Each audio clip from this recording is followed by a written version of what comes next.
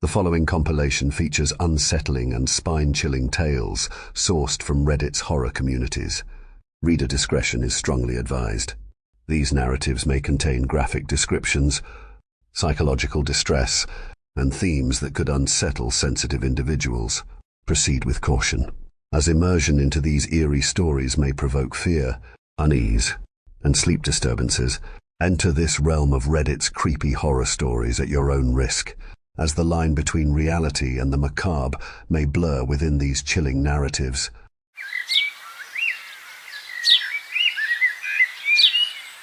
The only word that I can think of that describes how I feel: inadequate. I've always wanted to do more for my wife, but she's always assured me over and over that things are fine and that she just needs the time and space to process things. Yet night after night, the routine has been the same. Just before 11 p.m., as if driven by some unseen force, Ellen rises, quietly excuses herself, and disappears into the bathroom. The door clicks shut, and the locking of the door is followed by muffled sounds of her crying. Not super loud, but loud enough to be the only sound I hear once she starts. I often find myself thinking about our life together. When did this start? Did I do something? Did I miss something when we first started dating? I tend to then replay our entire relationship in my head, looking for signs while I wait for her to come out of the bathroom. We met during our junior year of college. Our first run-in was at one of those cliché frat parties, an event called Jerseys and Jorts. And as you guessed it, every guy and girl there was sporting some sort of sports jersey and a pair of cut-off jeans. Our eyes met while we were both waiting in an obnoxiously loud line for a drink. She was stunning. Then, after I probably stared a little too long, she said hello and introduced herself. Ellen Callis. She complimented my Mutombo Nuggets jersey, an old vintage jersey imbued with a rainbow of vibrant colors. I complimented her retro Robinson USA jersey, a bona fide classic. She had borrowed it from her roommate. A couple minutes into our conversation, I realized she didn't know who either Dikembe Mutombo or David Robinson were. Then we laughed at everyone in jean shorts, and how everyone would secretly look forward to somehow coming up with a new excuse or themed party where they could sport their jean shorts again. Why can't people just admit they like wearing jean shorts? We continued poking fun at Greek life at schools, and somehow ended up talking about our classes and our majors, then our roommates. It felt like we talked the entire night. I was in love. We followed each other on Instagram. It took me 3 weeks of barraging her with memes, which she often hearted, before she responded with a fateful message. "Do you Washington NT to get effie with me?" I thought I was dreaming. One morning later that week, we were in line at Picasso's Coffee. I was babbling about how much I love cold brew. When we were finally up, she ordered tea. I was so caught off guard by her order, I somehow ended up ordering a berry blast smoothie. A thought had infiltrated my mind. I guess, what if she didn't like coffee drinkers? When we finally sat down with our drinks, she laughed and pointed out that neither of us got a coffee, and that maybe it was a sign we would have to go again sometime soon. I officially asked Ellen to be my girlfriend at the art museum one morning, while we were finally sipping coffees. We were standing opposite Van Gogh's painting, The Ravine. It was her favorite painting in the museum. She loved talking about it. Not only is it one of his masterpieces, but underneath there's a totally different painting, maybe another masterpiece. He struggled to pick which image he wanted to present to the viewer. I loved the way she looked at that painting. She's always been so much wiser than me. Then time flew by. At times the years feel like a single memory. Ellen and I have been married 3 years now, and we have a beautiful 8-month-old daughter named Zoe. I like to think we're the picture of a happy family. Weekend trips to the park, family dinners, and bedtime stories every night. Ellen has been everything I ever wanted in a partner, loving, supportive, and devoted to our family. I think we've been in love since our first coffee date, and having Zoe has only strengthened our relationship. But this peculiar fact has always weighed on me, and it's something I still, after everything, can't make sense of. Every night at 11 p.m., Ellen is in a locked bathroom and crying. When she returns, her eyes are a little red, but she smiles and insists everything is fine. The truth is, I can't quite remember exactly when it started, but I'm almost sure I first noticed it a couple weeks after we moved into the new house. Looking back, maybe it did start around then. It was a lot of change quickly. In 1 year, we got engaged and then married. I lost my job and it took longer to find a new one than we expected. Ellen lost her mum to breast cancer, and then we found out we had a baby on the way. I figured this was Ellen's way of coping. Grief, stress, enormous change. I tried to give her space, hoping she'd tell me when she was ready. "Ellen, are you okay?" I asked her as she slowly climbed into bed one night. The crying had been more intense than usual. She looked as if she was hiding physical pain. She responded with a gentle smile, her eyes still glistening from the remnants of tears she hadn't fully wiped away. "I'm okay, really, just thinking about things," she finally said. "What kind of things?" I pressed gently. She waved it off, gave me a quick kiss on the cheek, and changed the subject. I let it drop, thinking it was just a rough patch. We all have those. Right. But as time went on, I realized it wasn't just a phase. It was something much deeper, something that didn't fade. Her 11 p.m. ritual continued. No matter where we were, on vacation, at a friend's house, even out at dinner on a date night, at 11 p.m., she'd find a bathroom, go in alone, and cry. One day I hoped that Ellen would bring it up to me in bed, that one topic that your partner finally feels safe enough to share with you, just as you are both about to doze off. Some strong mixture of sleepy comfort and courage. I was ready for any explanation, but I realize now I'll never know. I'm sorry. I read back what I've written and haven't made it clear. I guess in some ways Ellen is here with Zoe and I. We lost Ellen in a car accident recently. On July the 5th, just before dawn, Ellen got up early one morning to go meet her dad at the harbour for a mile swim. It was a tradition of theirs, always the morning after the 4th. They joked that their time in the water calmed down the fish, who were spooked by all of the fireworks from the night before. But she never made it to the pier. She was hit by a drunk driver who was just coming home from the bars. So it's me and Zoe now, and our families. My parents have been helping out as much as they can, though they both still work. Ellen's dad tried his best for a few days, but I think the grief of losing both his wife and daughter was too much. Just a few days after Ellen's funeral, he abruptly said he needed to go to Greece to visit family, which I didn't even know they had. I look back now and wish I had asked Ellen's dad about it after I first noticed. Had they ever noticed it when Ellen lived at home? Or maybe I should have pushed further with Ellen herself to get an answer. I could have mentioned therapy. I could have gone with her, and we could have figured it out together. But now I find myself in the same position, unable to help someone I love. The night Ellen died, after the hospital, after sitting for hours in that cold, fluorescent waiting room, I finally came home with Zoe. My mum and dad stayed over with us. Just a baby, too young to understand what had happened. But that night, when I put Zoe to bed, she started crying. It was loud and heart-wrenching, nothing like the soft cries of a sleepy baby. I held her, soothing her as best I could until she finally calmed down. It wasn't until later, after she'd fallen asleep in my arms, that I glanced at the clock. It was just a few minutes after 11 p.m. My stomach dropped.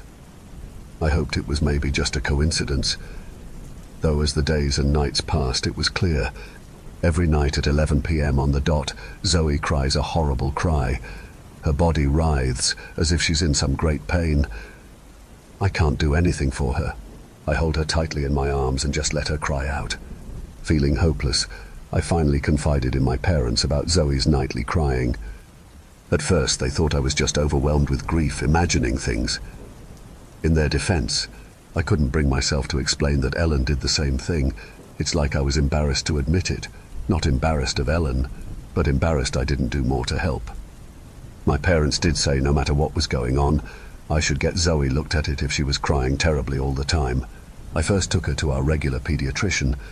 Dr. Connolly performed a comprehensive physical exam, checking Zoe's vitals, growth metrics and reflexes, but nothing appeared out of the ordinary. After a thorough discussion of her symptoms, including the recurrent 11 p.m. onset of intense screaming and crying, Dr. Connolly suggested we rule out any underlying sleep disorders, such as parasomnia or night terrors. However, when initial polysomnography tests came back normal, He referred us to a pediatric neurologist for further evaluation, suspecting a possible neurological component. After a week of waiting, a neurologist named Dr. Patel conducted a full neurological examination, assessing Zoe's cranial nerve function, motor coordination, and sensory responses. She ordered an electroencephalogram, an EEG she called it, to monitor for abnormal electrical brain activity, looking for signs of nocturnal epilepsy or other seizure disorders. When the EEG results returned unremarkable, Dr. Patel recommended advanced neuroimaging, including an MRI and a PET scan, to investigate any structural or metabolic abnormalities in Zoe's brain. The scans, however, showed no signs of lesions, tumors, or any abnormalities in her cerebral cortex or limbic system, leaving Dr. Patel as perplexed as I was.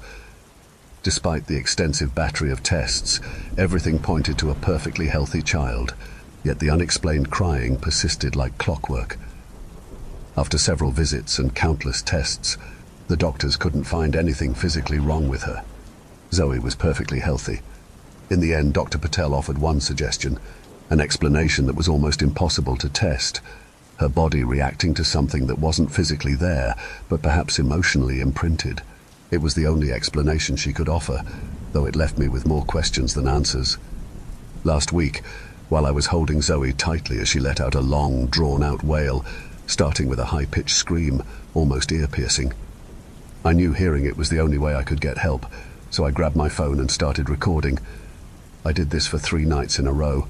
Then I drafted an email with the recordings to Dr. Patel's office with a simple note. "Please listen to these." I sent them over Friday morning. Today, my mum came over and watched Zoe for me while I caught up on work from last week. Around 3 p.m, my mum barreled into my office, my phone in her hand. Dr. Patel was calling. I shot up from my desk, grabbed my phone and answered. Dr. Patel explained that she's been listening to the recordings of Zoe crying all weekend and is astonished that a child can generate such a loud, agonizing cry. "Did you edit these?" she finally asked me. "Of course not," I answered. "From an infant?" "No, from any person. I have never heard anything like this in my life," she continued. She then asked me if we could come in for more tests tomorrow night. From 10 p.m. to midnight. Dr. Patel wants to take new scans during an episode. "Yes, thank you so much." I nearly yelled back on the phone when she asked my thoughts on the plan. It's 10:44 p.m. now. I'm going to get ready to hold Zoe in my arms and tell her again and again that it will be over soon, that she doesn't need to cry, even though I know deep down I don't know if I can help her. I hope the tests tomorrow bring answers.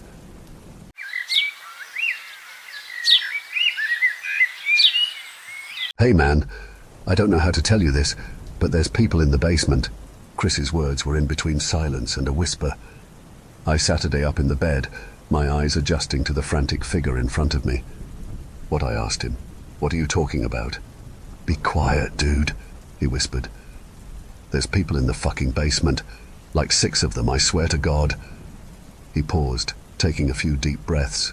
"We should get the fuck out of here." I rubbed my eyes, trying to get the fatigue to settle so I could comprehend the magnitude of what he was saying. For context, my friends and I had booked an Airbnb near the mountains for the weekend. Hike and then drink, get our minds off of work and school. I had been super tired after hiking, so I'd taken a nap. I shook my head. "You went down into the basement?" I asked. "We weren't supposed to. They told us not to." "Yeah, dude, I know," Chris continued. "But I did it anyway, and I saw people down there, and we need to fucking leave ASAP." "What kind of people?" I asked, pretty much fully awake now. "You mean the owners of this place?" "They came back." Chris shook his head. "No, not them. Weird-looking people, creepy-ass fucking people." I sat up, thinking that maybe Chris had taken some of the LSD we'd been saving for the next day. "Fuck, dude, relax," I told him. "Explain exactly what you saw." He laid it out pretty concisely. Despite the fact that the people who had posted the listing had explicitly told us not to go down there, Chris had gotten drunk, gotten curious, and went down there. To his surprise, the door had been unlocked. He couldn't find the light switch, but there was just enough of it coming through the windows for him to be able to make his way down the stairs. Arriving at the bottom, he allowed his eyes a few seconds to adjust. And right in front of him, he could see a small table, with about 6 people sitting around it, their outlines illustrated by the afternoon light. At first, his brain rationalized it as large dolls or puppets that had been placed there, but he continued looking at them, and eventually one of them turned their heads to face him. He didn't stick around after that and shot up the stairs, shutting the door behind him. As he told me this, I kind of didn't want to believe him, but there was also absolutely no reason why he'd be lying. He just wasn't that type of guy. Coupled with the genuine terror on his face, I began leaning towards the idea that he was telling the truth, and that were actually a bunch of people sitting silent at a table in the darkness of the basement. I got up and looked out the bedroom window, seeing Jay and Paul standing on the front porch, grilling burgers. Then I looked back at Chris. "If you're telling the truth, we need to call the people who own the place." "I tried," he said. "They didn't pick up. I've sent them texts as well." I shook my head. "So what? You think they're dangerous? Should we call the cops?" Chris shrugged. "I don't know," he said. "I don't know if they're dangerous, but they are as fuck didn't look right, and I want to get out of here." For a while we stared at each other, the general silence of the house becoming progressively more ominous. After a while I sighed. "Yeah, let's get out of here." We grabbed our phones, wallets, the car keys, and moved down the stairs, out of the house as fast as we could. Jay and Paul were laughing, holding beers as we approached them. Paul turned around, pointing a greasy spatula towards us. "You guys hungry or what?" he asked.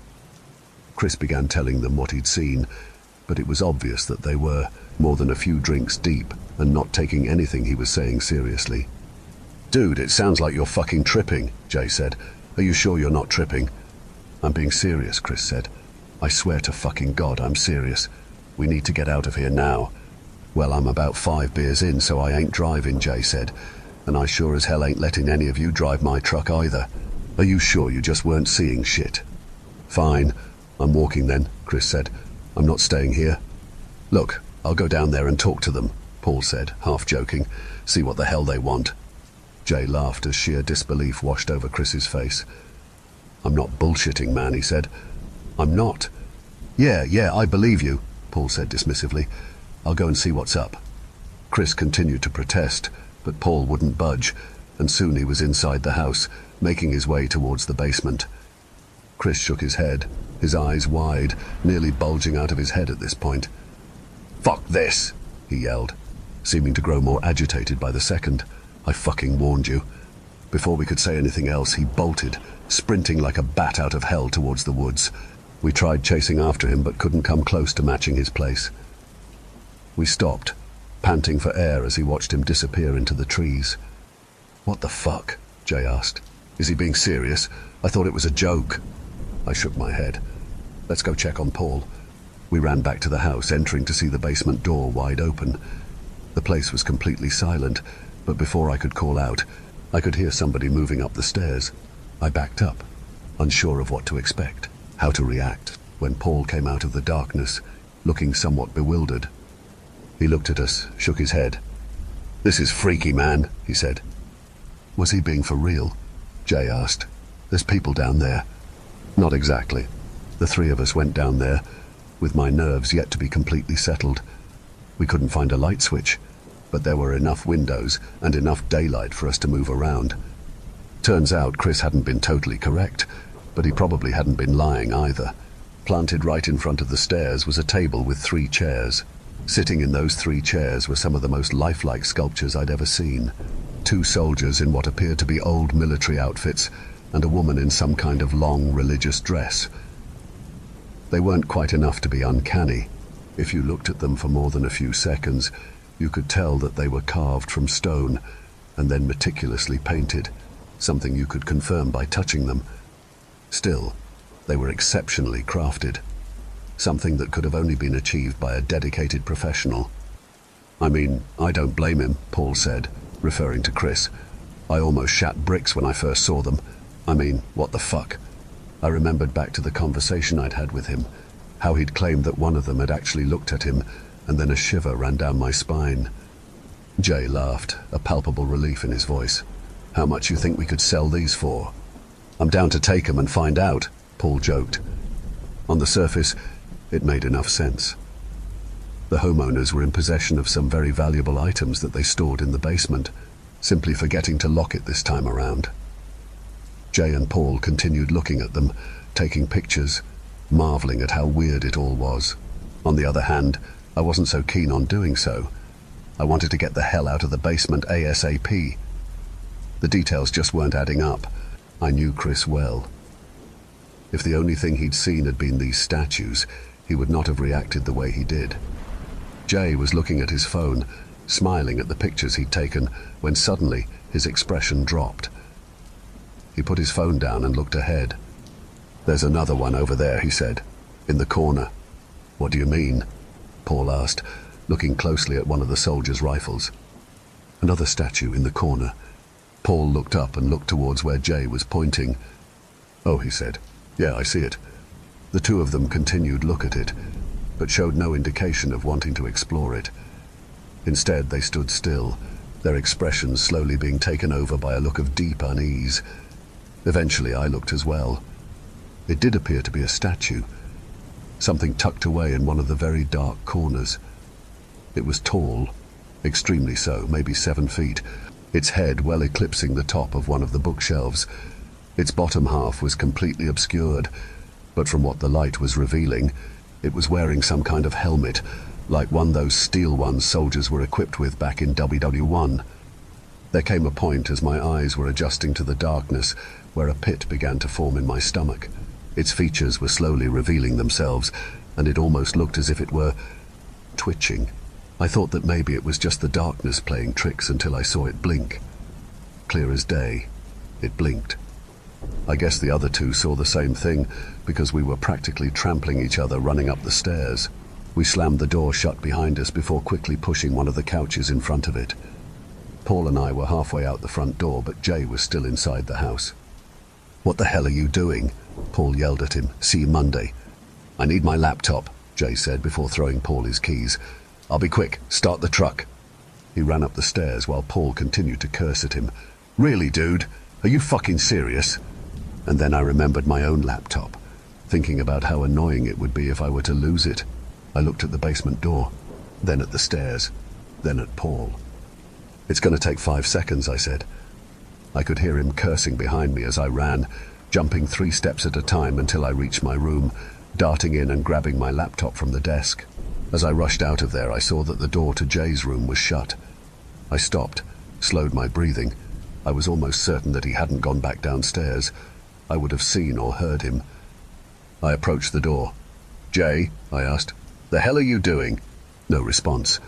I looked at the door, but every muscle was frozen, almost as if my body were warning me not to go in. Suddenly it creaked open just slightly and I jumped back. "Jay?" I asked. Still no response. I couldn't see anything through the crack until my eyes drifted upwards, near the ceiling. A pair of eyes looking down at me, large eyes set too far apart on a face with skin that was too pale. I turned and bolted back downstairs as I heard the door swing open the rest of the way. Of course, I didn't look back and ran outside and jumped into the passenger seat of the truck.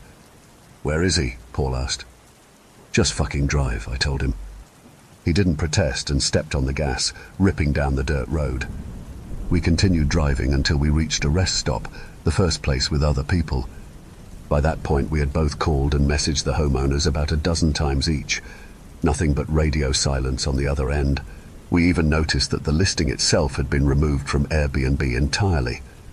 And then we called the police. Somebody answered and I explained the situation as in-depth as I could. The operator listened without interrupting, waited a few seconds and then asked me for the address. I told it to her. Another bout of silence elapsed before she hung up. After arriving back in the city, we considered reporting it again, but neither of us felt the nerve to do so. We also haven't heard from Chris. We've gone to his apartment and knocked on his door, but nobody answers. I tried to do some research on the place, Googling the cabin's address. One result came up, a website that appeared to consist solely of an album of black and white images of soldiers standing in various places, with dates and addresses written beneath them in small text. I Control-Ploffed and found the address I was looking for. The accompanying photo was of a tall soldier, holding a blood-stained hatchet and standing in a clearing surrounded by trees, with the outline of a cabin behind him. The man's skin was pale, his eyes oddly large and set so wide apart that it just didn't look right. There were also 2 dates attached to it. August 17th, 1915, and the date that we had first arrived at the cabin. It's been about a week removed from the incident, and Paul and I have both made a mutual decision to drop it, to try and go back to our ordinary lives. But it's been difficult. I keep expecting to receive a phone call from the cops, asking me questions about Chris and Jay, where I'd last seen them. Those guys have family. They probably knew where they were headed and who they'd gone with, and yet nobody's reaching out. It doesn't feel like we're out of the clear here. It doesn't feel like this is over at all.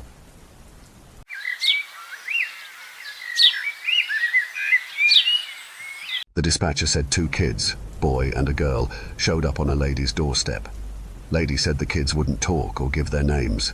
She gave them milk and cookies and sent them to rest in her bed because they looked tired. No children had been reported missing, but it was late, so the dispatcher thought the parents didn't know their kids were gone. No problem. Not my first call about kids that walked out the front door because they wanted to play. At least it wasn't winter. I drove to the house on the outskirts of Bridal Veil Lake. It looked like another farm sold off for condos that were never built. A bunch of wild fields and dirt surrounded the lady's house. It was remote and dark, and I wondered if she felt comfortable living alone out here. That knock in the middle of the night must have been a shock. I announced my presence and knocked lightly. "Hello?" An old woman, the lady, answered. "Hello," she said. "Hello," I said again. "How are you doing tonight, ma'am?" "Been better. They're in the bedroom. Sleeping, I think." She stepped aside to let me in. I saw 2 shapes beneath a quilt in the darkened bedroom. There was no one else. "You didn't see anybody?" She shook her head. "Were they injured? Scared?" "No, just shy. Really shy." She nodded toward the kitchen, which I could see from where I stood, not a big house. "They hardly ate." There were 2 neat piles of chocolate chip cookies beside full cups of milk. It all looked completely untouched. The sight made me antsy. She said they didn't eat much. They ate something then, but not a crumb had fallen on the table. No, I have 3 kids. Never saw them leave a cookie intact or at all. Something really bad must have happened with these children. "Hi, kids," I said quietly from the doorway of the bedroom. I didn't want to startle them. "Are you awake?" No answer, but I had to check on them. There was only a lamp for the room, and it barely lit anything. 2 small shapes lay with their whole bodies and heads covered with the quilt, completely still. "I'm a policeman," I said. "I'm here to help you. You don't have to be scared." I waited. Still nothing. "I'm going to pull off the blanket very slowly, just so you can see me, okay? Then you can put it right back if that makes you feel safe." Nothing. They didn't move a muscle. I prepared for the worst and pulled off the quilt. Their eyes were black, shiny, and lifeless. Jesus! Because these were not living children, but life-size dolls, complete with clothing and realistic hair. Only the eyes in their plastic faces looked immediately fake. "What the hell?" I stomped out, admittedly pissed off. The lady waited in her living room chair. "Is this a joke?" "Excuse me. Those aren't real kids," I said. "They're dolls." She became confused. "I beg your pardon." I took a breath and tried to calm down. "Ma'am, are you on any medication or—" She got up and went to the bedroom. "Jesus Christ, save us!" I shouldn't have let her see. The lady fainted at the foot of the bed. I called it in, and everyone had a good laugh about the dolls, except me. The lady had been prescribed blood thinners and a nasal spray for seasonal allergies, unless she did other non-prescribed drugs. She had nothing hallucinogenic in her system. That meant she probably had a tumor or dementia. A gas leak could also be a possibility.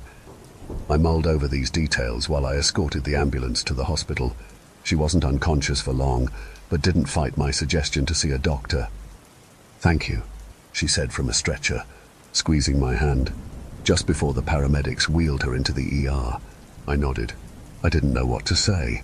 It's my job to help. I followed them in. Sometimes doctors want to ask us questions. The cafeteria called to me. 4 more hours till the end of my shift. Coffee and a sandwich seemed prudent. I hardly touched them. The walkie crackled. There'd been an assault at the hospital. Obviously, I responded. Someone's been attacked, dispatch said. The nurse that called wasn't very clear and she hung up. I got up from the table the same time a doctor descended the steps into the food court and shouted something incomprehensible. When he got close, I grabbed him by the shoulders. She's dead, the doctor said. Gone. He killed her. It took a bit to understand. I'll summarize. The old lady I'd escorted to the hospital had been murdered by another patient, a young man suffering from unmedicated schizophrenia. He'd been brought into the ER after being hit by a car. I thought he was sleeping, the doc had told me. He sat on the floor with his head in his hands. Oh God, her head. He cut off her head. Apparently, he walked down the hallway with it. Then he sat down and chatted with staff until the police arrived. I never left the food court, so I was spared the scene. Still messed me up. She thanked me. I'd sent her to her grisly death. A tragedy. That's what everyone, including my therapist, said, and I eventually agreed. I believed it. For years I didn't think about those dolls unless someone brought them up. The old woman had been suffering from some kind of delusion. No point in finding out what exactly with her gone. Probably wouldn't even be possible. Then I got another call. What did you just say? This dispatcher didn't know about the kids and the dolls. That was half a decade ago by this point. Can you hear me? Yes. North side. A gentleman says 2 kids showed up on his doorstep. No missing children reported tonight. A girl and a boy. The kids, I asked. Yeah, how did you know? I didn't explain. I'm on it, but send more constables, please. So many similarities to the previous tragedy. The time of year, the wrong side of midnight, and the kids gaining entry to the home. Except that hadn't happened last time. They were dolls, I reminded myself.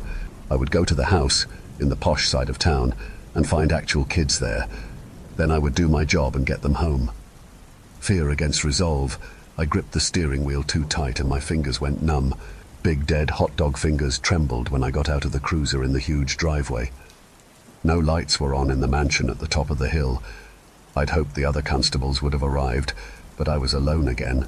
It took me a few moments to calm down and not call dispatch for an ETA. As I approached, I could see the front door had been left slightly open. My flashlight revealed a foyer big enough to fit a house. Since there hadn't been a crime reported, I felt confident to call out to the owner. Hello, an echo replied. The place really was that big. Bridal Veil Lake PD. Your front door is open, sir. I rang the doorbell and waited a bit. Nobody showed. I don't know why I didn't call dispatch or wait for the other constables. The only reason I went in, I think, was because I had to know if history was repeating. I'm coming in. The switches were dead. No power. Grand staircases wrapped the foyer in a broad embrace, and in the center they were there, propped up before a headless storyteller. At first, I didn't understand and I tried talking. It's going to be okay, I said to a headless man. He'd been posed with an oversized Grimm's fairy tale book between his thigh and arm. Before each of the black-eyed dolls, set up to appear as attentive children, a tall glass of milk and a bowl of chips had been placed and left untouched. I choked out a gasp. It couldn't be. It couldn't. How could the dolls be here? Attempts to draw my firearm and use my radio went about as well as you can imagine. The gun hit the marble floor, and I communicated nothing of use to dispatch. Maybe that was good. I might have shot the other constables when they showed up. They found me on my knees and hysterical. I kept pointing at the dolls. They thought I meant the headless victim. It's going to be okay, one of them said, and it felt like I'd said it. Or this constable had been cloned from my cells. Funny the places a shattered mind wanders. Okay? I asked. I don't remember much after that. I went to the hospital. They had to sedate me. I wouldn't stop talking about the dolls. Olive and Matthew, my therapist said. He'd come to visit and explain what had happened. It's a terrific coincidence, he said. Those dolls are the same, yes, from the last incident. Apparently they didn't belong to the woman who passed. I don't know why this information horrified me. Well, who the hell do they belong to? I shouted. It's all right, he said. It's not entirely what you think. He really pissed me off. Look, just fucking explain it then. Right, sorry. Okay, the dolls weren't known to the relatives. They claimed the lady who'd been decapitated didn't like dolls of any kind. She found them creepy. Your colleagues put them into evidence for lack of a better option. Then they were sold at auction. And the rich guy bought them. No, my therapist said. But somebody did, and that person, well, they're the killer, I'm afraid. A man was discovered in the mansion basement, covered in blood and with the head. I thought you said it'd be all right. The man was mentally ill, he went on, but he bought those dolls. Maybe he even called about the kids. Do you see what I'm saying? Some kind of copycat killing. He shrugged his bony shoulders in his tweed coat. It's the only thing that makes sense. Perhaps he knew the other schizophrenic man that killed the woman who thanked me. The important thing to note is that nothing supernatural is occurring. The therapist smiled. What? It's an unfortunate coincidence, I mean. That bullshit smile twitched. I've been around long enough to know when someone is pulling a con. I never thought it was supernatural, I said. Why did you say that? He chuckled nervously. An unfortunate choice of words. I didn't mean to imply that. How do you know the names? The names? Of the dolls, I said, before attempting to get out of the hospital bed. Handcuffs held my wrists. The sedatives prevented this observation until the urge to punch the therapist moved my body. What the hell is going on? Why are you telling me this? You're not from the department. What the fuck is happening? He backed away toward the door. Calm down. The killer named them. He kept saying the names over and over. The inspector contacted me. She thought it best I talk to you. I agreed and... Bullshit. He suddenly went mute with his lips mouthing the words, "Help me," over and over. His eyes darted to the little window in the door. At the same time, a shadow passed across his face. The therapist shivered and sniffled back tears. "You should run," he said, his last words. All at once the man collapsed. "What the fuck? Help! Help!" I shouted. The nurses came and did their thing, but he was gone. "He's gone?" I asked. They stopped trying to revive him. One of them confirmed it. How had he died? A real tragedy. Another unfortunate coincidence. The deceased therapist had an unknown aneurysm that just happened to trigger while he begged for help, and a shadow crossed the window. Bullshit. I took his advice. After my wife picked me up from the hospital, I told her I would take early retirement. She looked relieved until I told her we needed to leave Bridal Veil Lake. I purchased a cottage up north on Oxbow Lake. My family didn't come. Who can blame them? I didn't think they were in danger until I learned everybody is, and there are no safe places. They came on the third night. At first, the knocking struck too softly. I thought I imagined it. Then it became more persistent, more rapid. I didn't move from the recliner or even lower the footrest. I just watched the door and did my best not to breathe too loudly. The knocking continued with desperate urgency. Then tiny fingernails scratched at the door. Soft weeping followed that. A child for sure. I could no longer be idle. I went to the window and peeked through the curtains. The expected pair, Olive and Matthew, wept in the gloom of the stoop. They weren't dolls. They were kids, flesh, blood, and human. I relented and opened the door. The very images of the dolls looked up to me. Misery and fatigue had captured the innocence from their faces. I know what an overtired child looks like. This wasn't that. The little boy and girl hadn't rested in days. They swayed on their feet, avoiding collapse by way of fear of something greater. I just didn't know that yet. I'm not crazy. I don't believe in ghosts or whatever shit this was supposed to be. I hadn't been drinking anything but pop, and there were no gas leaks in the cottage, or the monoxide detectors would be going off. The kids were real and they were scared. But so was I. I grabbed their arms and basically tossed them behind me and into the living room. It's so dark on Oxbow Lake with a million places to hide. I shut the door and threw the bolt. Olive and Matthew clutched one another by the recliner. "What's going on?" I asked. "Who are you? How did you get here?" They stared, but not at me or anything. Both were underweight and filthy. A combination of urine and stale sweat emanated from their simple clothes. "Go to the couch," I said. "Lie down." Completely aware of the pattern I was fulfilling, I went to the kitchen and grabbed some apples and cheese. I set it down on the coffee table. "Eat," I said. Neither would look at the food. "Eat," I said louder. They had to eat. It felt crucial. If they ate, then they were real because the food would be gone, and that seemed like tangible proof of their existence. Olive yawned. Matthew's expression contorted with scorn, while his bottom lip trembled. He seemed angry with her. She looked ashamed. Both started to cry again. "What the hell happened to you?" I dialed 911 and went through the process of summoning the police. The dispatcher thought I was crazy when I demanded a severe response. "You'll be lucky to see a constable within an hour, sir," she said. "You're so far away." I couldn't argue with that, but tried anyway. "I'll be dead before that. Something isn't right." I told her about the dolls and my time with BVLP. She listened intently because of her training. Talking was good. Talking meant life and focus off of whatever she might believe I could be capable of. The call hadn't gone well, in other words. I'd simply cast myself as a crazy, possibly dangerous suspect. I hung up. Maybe they'd get here fast because of the kids. Maybe I'd be beheaded long before a hope of rescue. The kids leaned into the cushions, closed their eyes, and immediately fell asleep. No bites had been taken from the food. I got my gun from the bedroom. When I returned, the dolls were beside them. All four could be mistaken for sleeping children. A tall, disheveled man stood by the peeled screen of the open window.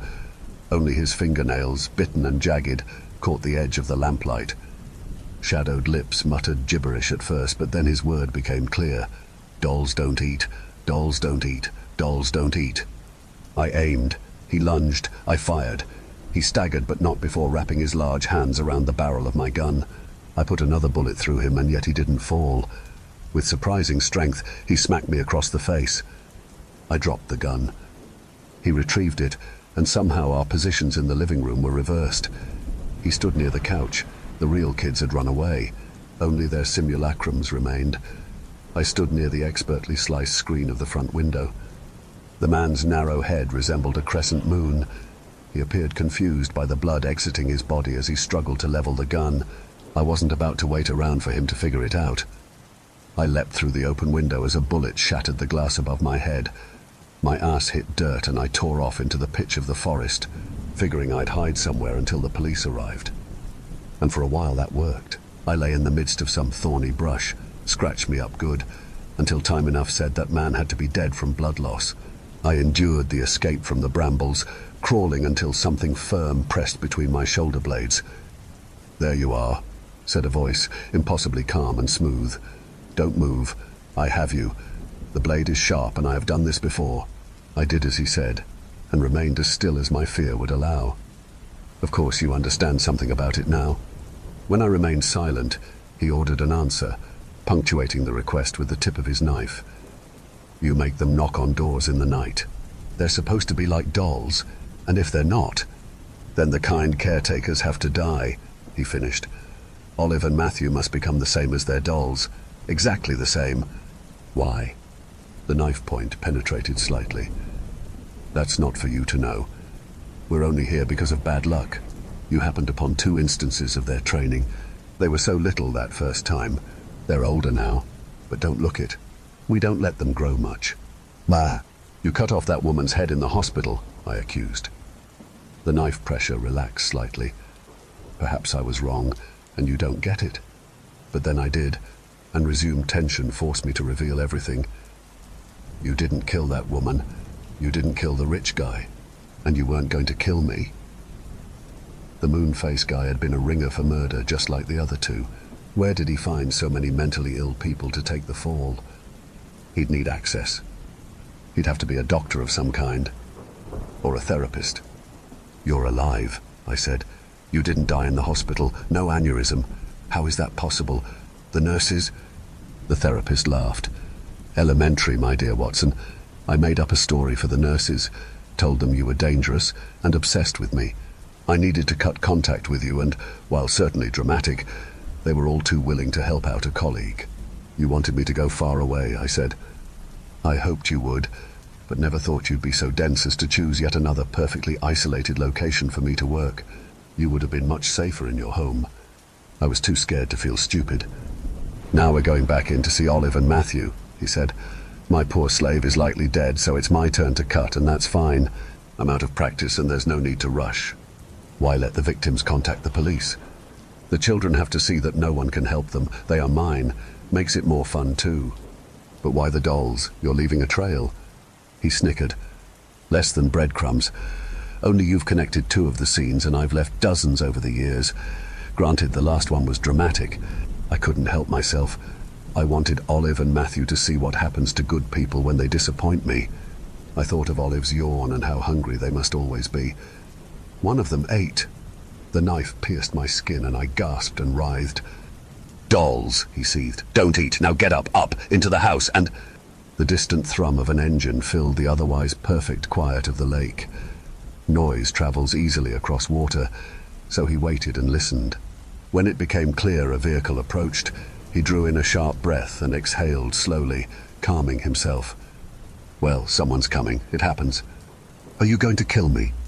The pressure of the knife tip evaporated like the presence of the psychopathic therapist. I leapt to my feet and threw a wild punch in the dark. Nothing but air swept over my knuckles. Coward, I said. I won't keep quiet. I'm not afraid. I lied. Badly. I'll find you. I'll find those kids, you hear that? I'm coming, Olive. Matthew. He chuckled, already some indeterminate distance away. Good luck. Tell anyone you think cares or will believe you. Headlights bounced down the narrow dirt road. The front door of the cottage opened and filled with the therapist. I screamed and rushed him and realized my next mistake too late. The man wasn't the therapist, but an off-duty park warden, keenly aware of his surroundings and the clumsy charge of an old, wounded cop. He flipped me with some kind of judo. I landed across the coffee table on the untouched food, facing the black-eyed dolls. A pair of cuffs came next. I ranted about the dolls and the therapist and the children to no avail. They found the moon-faced martyr crouched by the broken window. Even dead, he still appeared confused. The warden used his cell to call for more support. The dispatcher had only called him because she knew he lived near Oxbow Lake. I told the story so many times and begged them to look for the therapist and those kids. Hours later, someone must have called him because they came back with another unfavorable fabrication.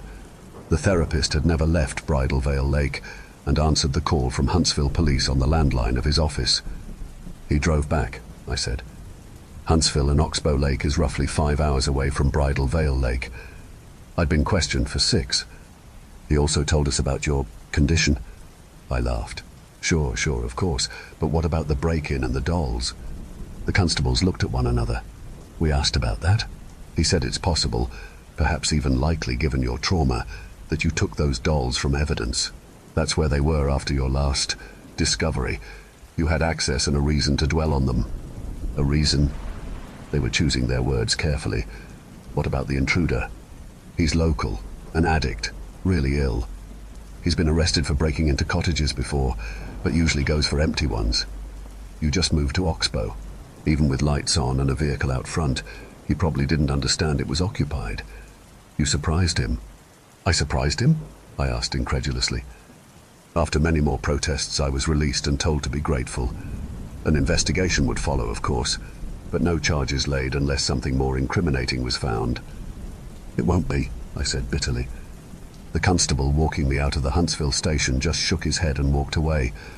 Man doesn't know how lucky he is. Before I could object, the doors shut. I packed my shit and raced home. I didn't have my gun, of course, but figured he wouldn't be armed at his office. If he was, it'd be with that knife. In a fair fight, I'd take it and cut his damn head off. Ignoring the protests of his secretary and the man seated in his treatment room, I found him. He appeared alarmed, scared. Are you... What's the matter? What? I scoffed. Didn't expect to see me again? I moved closer to his desk and he stood up before backing away to the large window. We were on the 5th floor of the building. Where are they? Who? I braced my foot against his desk and pushed it slowly until his legs were trapped against the sill. Olive. Matthew. I don't... He yelped when I pushed harder. I swear, the police in Huntsville, they called.